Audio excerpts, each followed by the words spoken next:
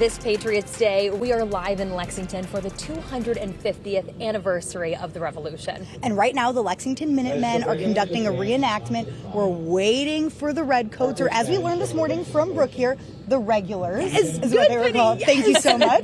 Brooke Barbier, got a good memory. A historian joining us this morning.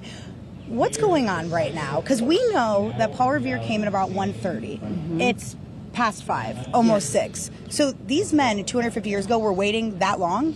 Yeah, so they mustered around 1 o'clock, and then Captain John Parker, the captain of the Minutemen, said, okay, you can meander home, or you can go to Buckman Tavern, which is right on the other side of Lexington Green, but be ready when the drum beat sounds, because we will be remustering if those soldiers do come. So the guys left, had a beer, and then came back to fight the beginning of the American Revolution. That's right. Yeah, got to stay warm in the early spring morning hours. Very relatable. I think we can all relate to that. But we were talking, too, about just how brave these men were and how much strength it took. And I really want to talk about what led up to their feelings that this was so important for them, these countrymen who really were like farmers, and they were really trying to say, okay, we deserve our independence. And they felt so strongly about that they stood up for everyone.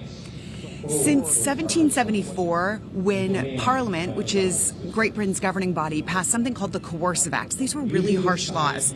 It mobilized people throughout Massachusetts. They felt like these laws were unjust, they were tyrannical, and so not just Boston was the hotbed of revolution, but throughout the countryside. They were furious about these coercive acts passed in punishment for the Boston Tea Party.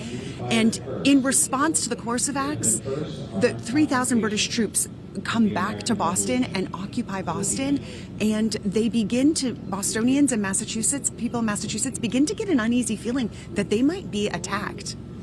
Unbelievable. Brooke, before we go, I want you to talk really quick about your book. Oh, you're so sweet. King Hancock, The Radical Influence of a Moderate Founding Father, is a biography of John Hancock. And it's a look at this very pivotal man. We know him today for the signature, but he was the most popular man in Boston, in eventually earning the nickname of King Hancock because he was so popular. And there's a fun story about that we can talk about later. Okay, well, Brooke, before we go, give us a quick little teaser of what's about to happen next. Okay, the regulars are going to come. And while we all know what's about to happen, it's really important to remember these guys didn't. Right. The people 250 years ago didn't know that a battle was about to break out that would lead to an 8-year-long war and eventually the United States becoming its own independent country. That is so crazy to think. They had no clue they were starting a nation here. Yeah. Thank you so much, Brooke.